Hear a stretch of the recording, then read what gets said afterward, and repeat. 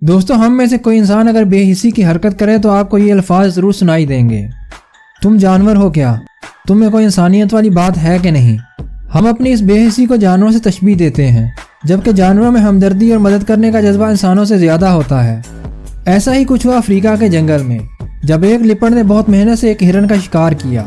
یہ لیپرڈ ہرن کو مارنے کے لیے اس کو گلے سے پکڑ کر اس کی جان نکلنے کا انتظار کر رہا ہوتا ہے۔ قریب ہی ایک درخت پر ببونز بیٹھے ہوئے یہ سب منظر دیکھ رہے ہوتے ہیں۔ دوستو ببونز بندر ہی کی نسل سے تعلق رکھتے ہیں۔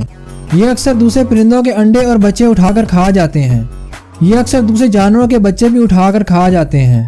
یہ ایک ذہین جانور ہوتا ہے۔ اکثر شیر ببونز کو شکار کر کے کھا جاتا ہے۔ یہ طاقت میں شیر سے بہت کم ہوتے ہیں، اسی لیے شیر کا مقابلہ نہیں کر سکتے، مگر اپنی ذہانت سے انہوں نے اس کا بھی حل نکال لیا ہے۔ یہ شیر کے بچے اٹھا کر بھاگ جاتے ہیں، پھر انہیں درخت کے اوپر لے جا کر جان سے مار دیتے ہیں۔ یہ ایسا اس لیے کرتے ہیں تاکہ یہ بچہ بڑا ہو کر طاقتور شیر نہ بن سکے اور وہ اس سے محفوظ رہ سکیں۔ ببونز کی یہ اسٹریٹجی انسانوں سے کم نہیں۔ بیسیکلی وہ شیر کے بچے کو کھانے کے لیے نہیں اٹھاتا، بلکہ اپنی نسلوں کے تحفظ کے لیے اغوا کرتا ہے اور بعد میں مار دیتا ہے۔ دوستو ببونز کی اس ذہانت کے لیے ایک لائک تو بنتا ہے۔ اب بات کرتے ہیں اس لیپرڈ کی، جس نے ببونز کے علاقے میں ہرن کا شکار کیا تھا۔ ببونز درخت پر بیٹھے یہ سارا منظر دیکھ رہے ہوتے ہیں اور وہ اس ہرن کو بچانے کا فیصلہ کرتے ہیں۔ ببونز کی ساری فیملی درخت سے نیچے آ کر لیپرڈ پر حملہ کر دیتی ہے۔